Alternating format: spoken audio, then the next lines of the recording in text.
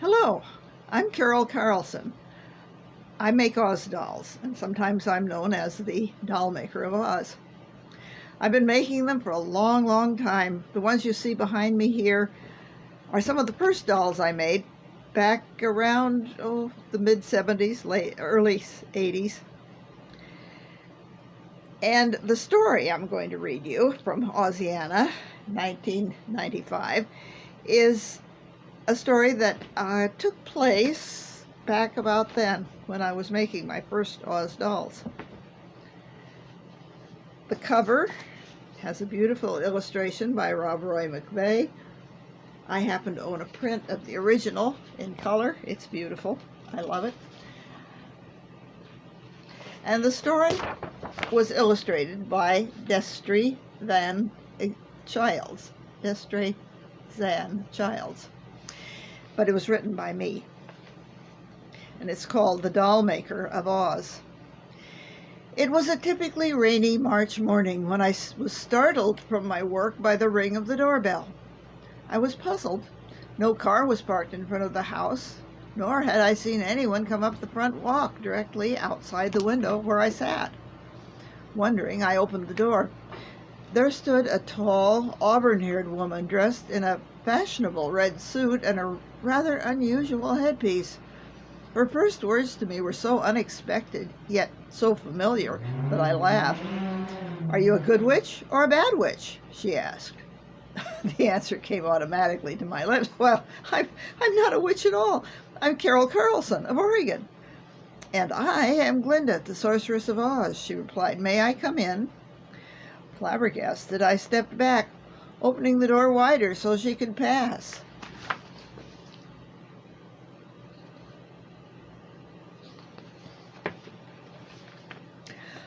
"I'm overwhelmed," I gasped. You're very welcome, but why on earth are you honoring me with this visit?"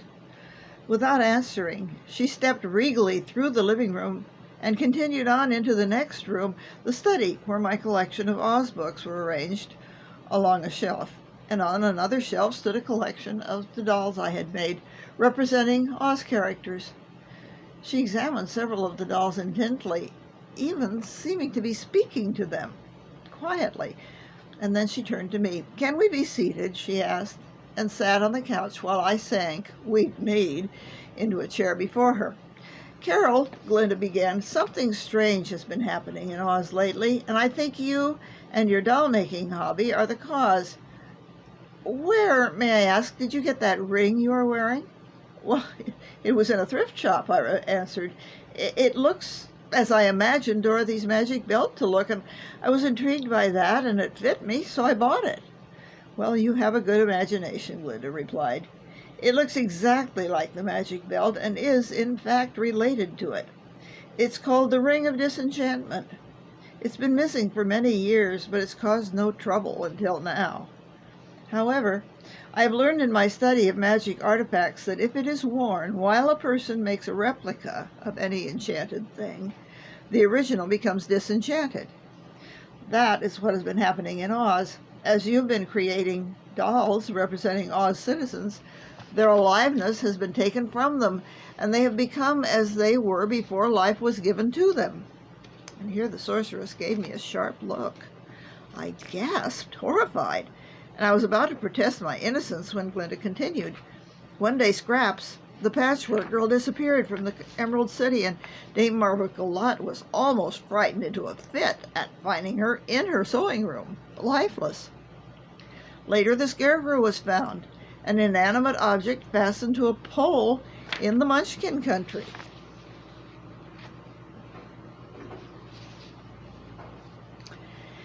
And then Jack Pumpkinhead was transported back to Old Mombi's former cottage in the Gillikin country and also rendered inanimate and in pieces. When we asked the magic picture to show us the whereabouts of these Oz citizens, it would show us first where they were in Oz, and then shift and show them standing unmoving on this shelf. And it showed you, who we took to be a giantess, working on tin pieces that seemed to be taking the shape of the Tin Woodman. But the Tin Woodman was still with us until one day when Ozma and her trusted advisors, the wizard, Dorothy, the Tin Woodman, myself, and others whom I'm sure you know, were gathered in the Emerald City discussing the mystery at dinner. And suddenly the Tin Woodman disappeared, and in his place was a strange meat man who started grabbing food from everyone's plate. He said that his name was Nick Chopper, but he had no idea how he had gotten to Ozma's banquet table.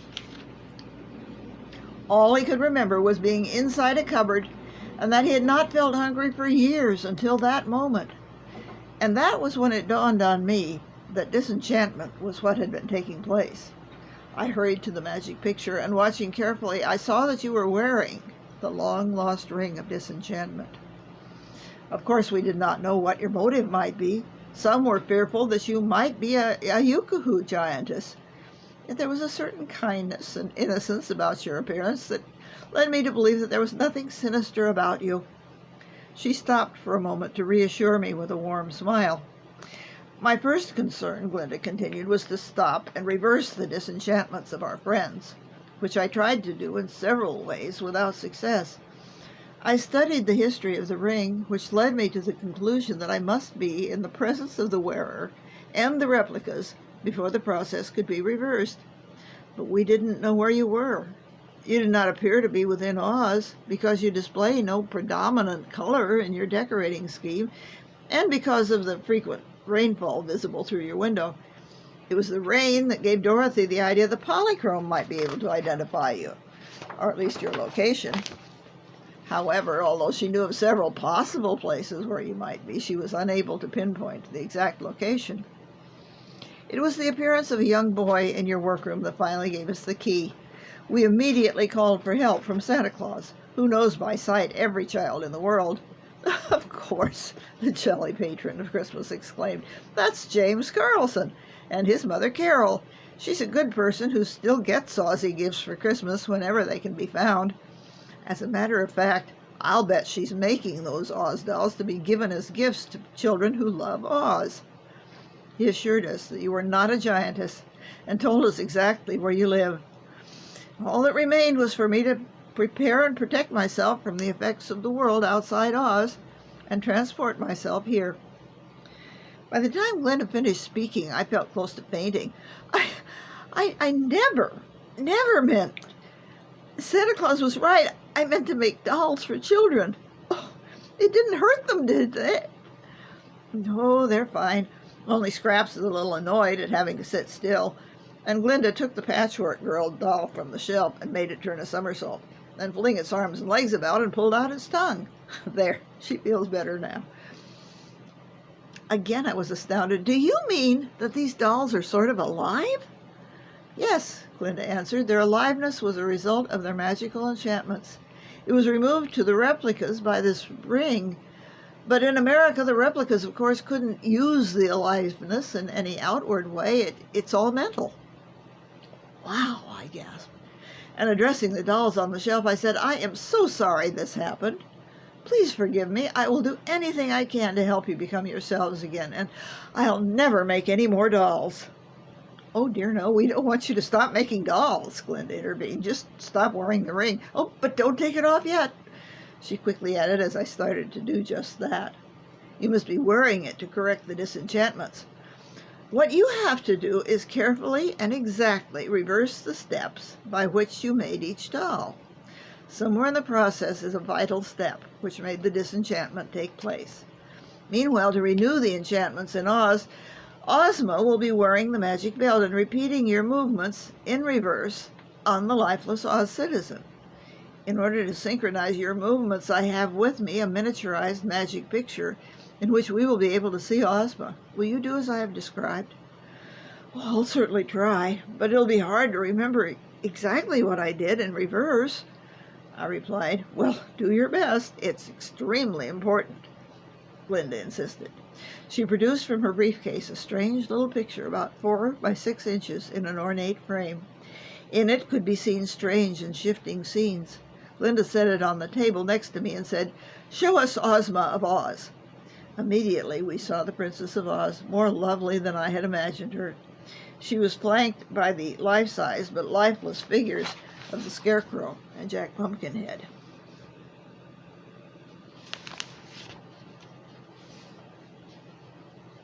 The Patchwork Girl lay on the floor nearby, and a man slouched in a chair in the background.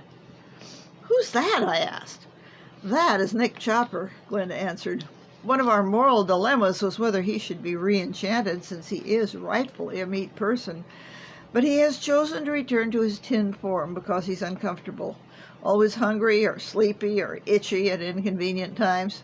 Frankly, we were very glad he made that decision, as the wizard's stuffed plush heart seems to have given the Tin Woodman a much nicer disposition than Nick Chopper's flesh one." "Shall I do him first?" I asked. "He is the last doll I made." "A very good idea," Glinda replied. "Pick up the Tin Woodman doll to show Ozma your intention." Ozma had been gazing intently at us, as if through a window. Now, as I took the toy Tin Man from the shelf, she went to the meat man seated in the chair. I could see that nearby were a number of things she had anticipated needing: a hat-sized tin funnel, an axe, and a screwdriver. "One of the first things I'll do is remove the shiny red heart sticker, but Ozma doesn't have one to put on," I said to Glinda. "Oh, that'll be all right. In Oz, he doesn't wear one," she replied. "Well, here goes," I said, as I took the toy axe from the tin fingers and then gently began to peel away the red heart. Ozma watched, but of course nothing happened. Next, I loosened the wire which held on the doll's funnel hat and removed it. Ozma placed the funnel on the man's head. Nothing. I paused for a moment. What next? The hands and feet, but in what order? I took up my screwdriver, showed it to Ozma, and tentatively applied it to the doll's left wrist. Bingo! As the nut and bolt separated and the hand fell from the figure's wrist, the Tin Woodman appeared in place of the meat Nick Chopper. Here's Ozma working on that meat Nick Chopper. Ozma tightened the bolt which held his left hand in place and then joyously embraced him. Jack Pumpkinhead was easy. I lifted the Pumpkinhead from the stick figure as Ozma adjusted the pumpkin onto the life-size figure in Oz, and at once it sprang to life. We could see him doing an ungainly obeisance to his father. Next would be the Scarecrow, for poor Scraps, who had always been a favorite character of mine, had been the first doll I'd made, and thus must be the last to be returned. Glinda made the doll turn another somersault to comfort her, and I could swear I saw it waggle its tongue impudently. The Scarecrow. First the hat, then the rope belt at the waist, then the rope necktie. I started to remove the stitches that held the head to the body, but no, if I must do this exactly in reverse, I think the twine at the wrists must go next, I mused. I removed that, then the stitches at the neck, and voila, the Scarecrow in the picture came to life once again. Now, Scraps. I removed her skirt and pantalettes. One by one, I removed the varicolored ribbons from her yarn braids and unbraided them. At last, as I cut the stitches that held the knot of hair to her head, the Patchwork Girl in Oz sprang to life and, without pausing, turned 5 cartwheels, flung her arms around each of her friends, and then led them in a ring-a-rosy dance of pure joy at being alive. As they ended their dance, they turned toward the magic picture and bowed and waved to me. My eyes filled with tears, and I found myself weeping with relief that they were all right and evidently forgave me. "Now, if you would remove the ring and let me take it to a safe place," Glinda requested. "Wait, what about the Woozy?" I objected. "I made a Woozy doll." Glinda thought for a moment and then asked the magic picture to show us the Woozy, who appeared happily frolicking with Toto in the garden of the Emerald Palace. "I surmise that the Woozy is in its natural form, and of course disenchantment did not take place when you made a replica of him," she decided. "Okay, then here's the ring. Please put it somewhere where such a thing can never happen again." It was with a sense of relief that I handed over the gleaming little object. "Now," said Glinda, tucking the ring into her pocket, "I have one other favor to ask of you. Would you fix all these dolls as they were before? I would like to take them back to the Emerald City for Ozma and the other girls." "Oh, I would be so honored if you'd do that," I exclaimed, and immediately set to work. As I worked, Glinda allowed me a tour of Oz as she commanded the miniature picture to show various people and places in the magic land. When I finished, Glinda, with a few magic words and gestures, made her briefcase large enough to accommodate the dolls, as well as the picture, and then she rose and offered me her hand. "Carol," she said, "I am convinced that you only made dolls to make children and the young at heart who love Oz happy. I want you to continue in that endeavor, for in Oz that is the greatest goal, the principle upon which all is founded. You have a talent, and I want you to use and improve upon that talent.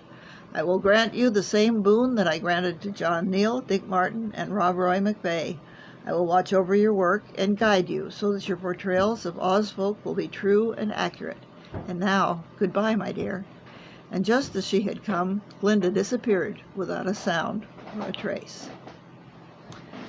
Well, what do you think? Was that a dream? I mean, I've continued making Oz dolls for 40 years, and they look pretty good.